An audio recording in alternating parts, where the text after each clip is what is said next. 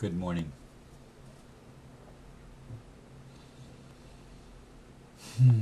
Today, the title is Why the Supreme Court Ruling is Important. Yesterday's video dealt with the groundbreaking U.S. Supreme Court ruling that reaffirmed state and individual sovereignty. This was a reversal not only of lower court rulings, but also of the direction and tone of the federal government going back a good while. The case itself, the individual, was not nearly as important as the fact that it ruled against legislated codes, calling them null and void when in opposition to constitutional rights of states and the people. That's really big. Really big. I want you to understand, those of you that actually read the ruling as it is printed on the United States Supreme Court website, may realize that the case itself, from what I saw of it, the woman is guilty of really poor conduct and probably deserves to make at least to have to make some type of retribution. I mean, under common law, retribution is really, really important. But the significance was not so much the woman involved in the case as it was the mere fact that they overturned, first of all the lower court rulings that were made in the case from, I'm sure, the local county level, wherever it originated, all the way up to the United States Court of Appeals, all the way up to that level. So I'm going to make an assumption that it went all the way from the lowest court all the way up to the highest court in the land, and there was a progression. And the Supreme Court overturned all of the lower court rulings that I can see where the lower court rulings were made. They judged something far different than the case itself on its own merit. That is, the individual actions involved that were being on trial. The person and her actions, the individual and her actions. It had to do with the law itself, as we have come to understand law in our modern era. Natural law is paramount, and that was the affirmation of the court. Natural law, and it actually went back to constitutional law, but constitutional law is really based on natural law. The law that the Creator is the supreme, and the people are under the Creator with sovereign rights. That is natural law. That is the way of it from a spiritual, metaphysical point of view. And I want you to understand that when we're dealing with law, it has been inversed, so that natural law was basically placed at the bottom. This was a reaffirmation, and it literally turned the whole thing back on its head 180 degrees. That's the significance of the ruling. And the fact that it was unanimous is extremely significant. It was not a 5-4 margin involved in this thing. Not at all. It was a unanimous decision. And the ones that wrote the opinion, Kennedy that wrote the opinion, if I'm not mistaken, Kennedy is sort of a moderate to liberal, as I understand him. I don't believe, maybe I'm incorrect, but my understanding is he's not one of the conservative mainstays that were appointed under the Bush administration, for example. And the other opinion that was written, which was not a counter opinion at all, was also from the liberal element. Now I would think, that it would be the conservatives that would push state and individual rights. But the way it is in the United States is the Republicans are the worst offenders of federalism, of creating powerful federal governments and taking away individual rights. They give the words of the opposite, but they're pro-corporation to the hilt.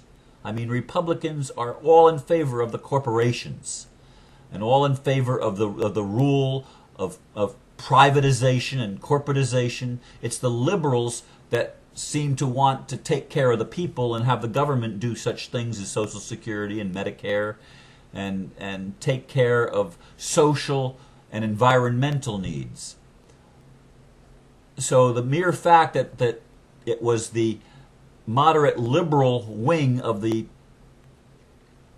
Supreme Court that was writing the decision, that was giving the decision and putting it in words for all of us to read in the public arena, to me is very, very significant, because it's an admission by that wing of the government that it's a reduction in federal power. It's a reduction in the legislative process to legislate law that is unconstitutional and against the people and against the state's rights. This is an extremely significant development as I see it, and it will have impact far beyond what most of us imagine. Now, I'm surprised I haven't gotten this from mainstream. There's been almost nothing even on the web about it until I'm putting it up on the web, and I sent it out to some other websites yesterday so that they could be aware of it. Hopefully it'll get posted on Rumor Mill News and 4winds10.com, and Mayan Magic has already posted it, and I've put it out on the Earth Rainbow Network with Gene Houdon and with the Share 11 group from up in Vancouver, Canada. Of course, all of these groups are international in scope. But I've put it out also to some of my friends in the Republic, both local and, well, it's pretty much within the state of Florida. Speaking of the Republic, as I see it, there's now in Florida two different Republic groups. One is the Tim Turner group that recognizes national, and the other is doing its own thing, the Susan Chisholm, Mary Hyler group. It's insane to me what that latter group is doing. They're not seeing the picture. They've gotten swallowed up in rhetoric that to me doesn't make any sense at all, but to them it does. And so there's confusion there. But I apologize for taking that little aside. I did just read an email this morning, which is why I took the aside. But anyway, the Supreme Court ruling, as I said, is a reversal of trend. And this goes right along with the ninth wave thing, where the integrity ultimately overtakes the power structure. And this is a very visible indicator of that at the highest court level in the United States.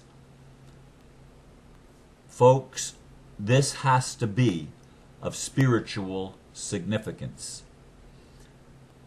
because I am firmly convinced in my heart, what resonates with me is that our extraterrestrial brothers and sisters are communicating at the highest levels of governments around the world.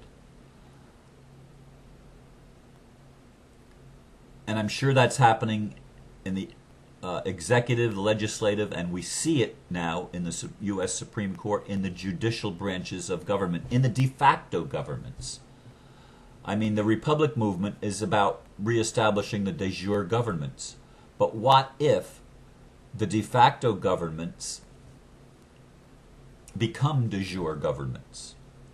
Is that so far-fetched? Some people say it can never happen. I mean, one person even suggested yesterday that these people are not even human. The elite are not human. And there's no way they can possibly change their mind. Now, people that say such things are totally wrapped into the illusion of separation and to separation consciousness. And that is not what the ninth wave is about. That's what the ninth wave is overcoming and transforming.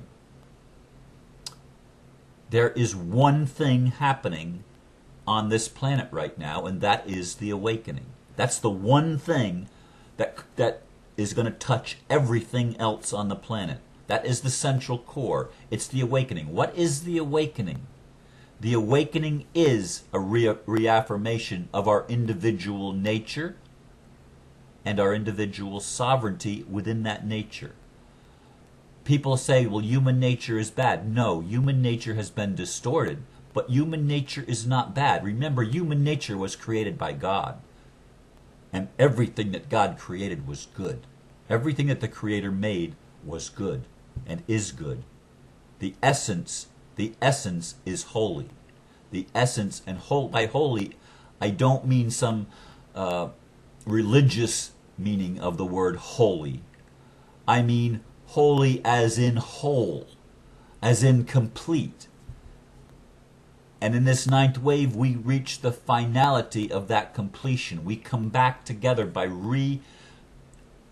integrating all of our parts and all of our pieces. We do that on an individual level, but it's happening on a collective level as well. That's what changes the world. When it happens in our hearts, in the center of our being, that we recognize that we are infinite and eternal beings, that we have always been divine in nature, and when we embrace that divinity with our humanity, it creates literally the merging, creates an entirely different, or a mutation of humanity itself. Homo sapiens becomes Homo luminous. We become light beings. This is what is happening in this ninth wave. And the Supreme Court ruling is so important because it gives language, it gives words that are very powerful in reaffirming who we are and the nature of government itself. It brings government back into subservience to the people to direct their own paths in our time which we're living. We have a say in it. That's what the Supreme Court ruling said. We actually are allowed to have a say, and we cannot have our rights stripped from us by some United States code or some other legislated principles or what opposes as law. It's no law itself. It makes unconstitutional rulings null and void. That is such an extreme statement and so powerful. And I want you to understand, I want you to get that, because it's going to ultimately, that's an indicator of an overturning of everything, and it's going to overturn the foreclosures and overturn all the bank fraud ultimately, which is why I'm so enthused in my own case. And it's going to come from some of the people that are in power, that are part of the Illuminati. It's going to come from people that do hold high positions right now in the so-called de facto governments that have been operating under color of law for such a long time. But they have been part of the awakening. That's what I'm trying to get everyone to see, that the dark works for the light. Now, I know that's a really hard concept when you don't see it. And I know it sounds crazy when you don't understand it. But the dark always works for the light, and always has. It's not been a war from the highest levels of consciousness. All the lower levels of consciousness, it may have appeared to be warlike and confrontational and conflicting. But at the highest levels, there has always been a divine plan that has held everything together. And the Creator has always done everything after the counsel of the Creator's will. And the Creator's will is to love and to have unity. And that's where we are in this ninth wave. That's why this thing that happened in the Supreme Court last month is so critical and so important. I need to leave you with that for today. God bless you. Namaste.